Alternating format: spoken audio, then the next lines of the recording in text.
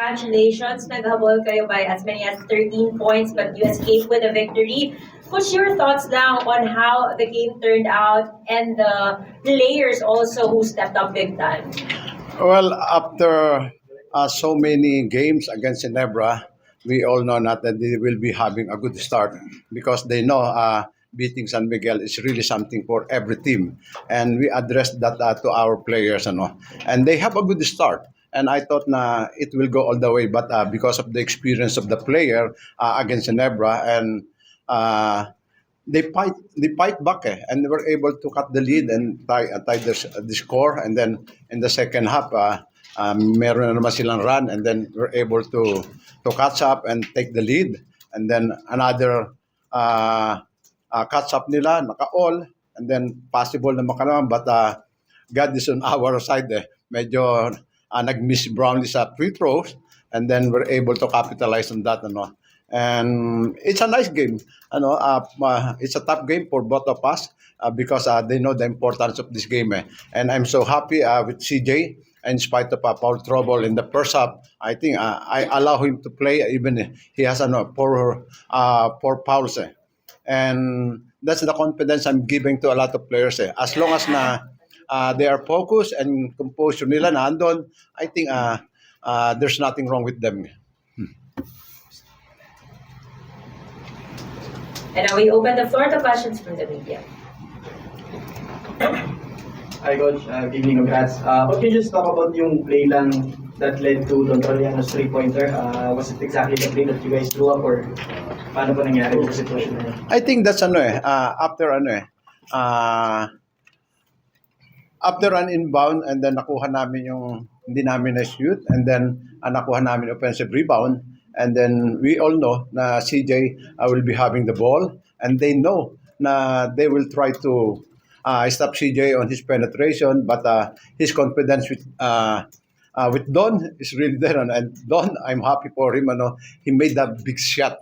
I think that's the difference. And he's doing that in practice.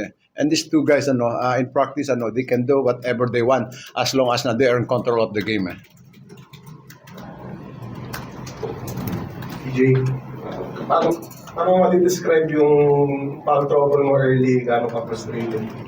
Ano yung frustration mo?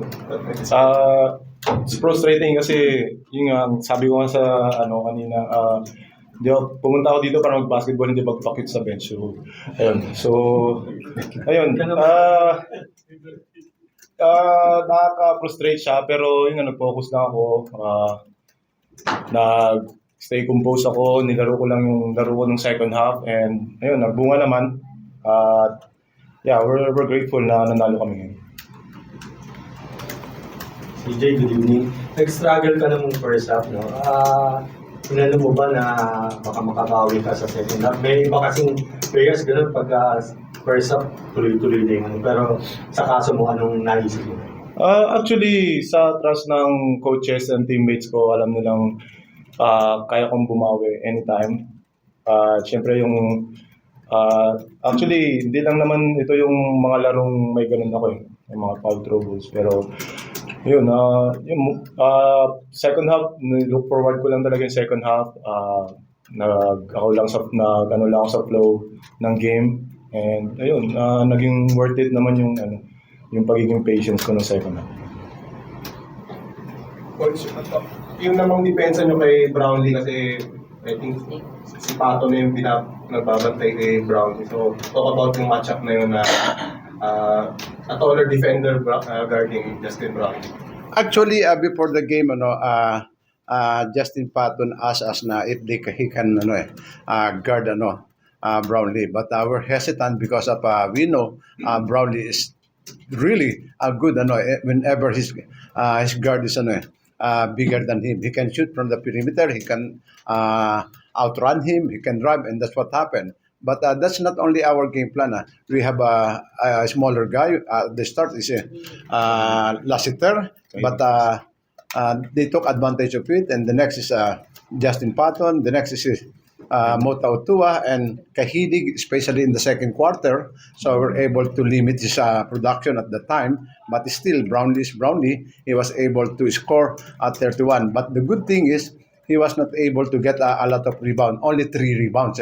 And actually in this game, the big thing is our rebounding. 63 versus 48. But this game is all about defense.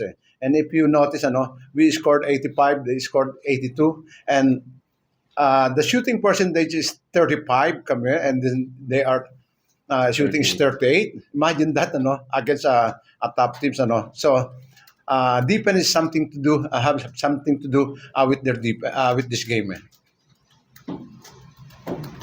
Coach, ito na lang, yung importance si Justin Patton, kumusta naman yung adjustment niya? Yeah, I think slowly he keep on adjusting to the team because he don't know yet the full system of the team, yung sa some other place, and then still trying to figure it out. And imagine, 1 week pa lang siya dito, and he was not able to practice after our first game, and he's really tired, and then we're doing our best na for him to get ready in the game. And the good thing with him is very responsive siya doon sa mga sinasabi namin sa kanya. Okay. And with that, we end our post-game press conference. Congratulations, gentlemen. Thank you. Thank you.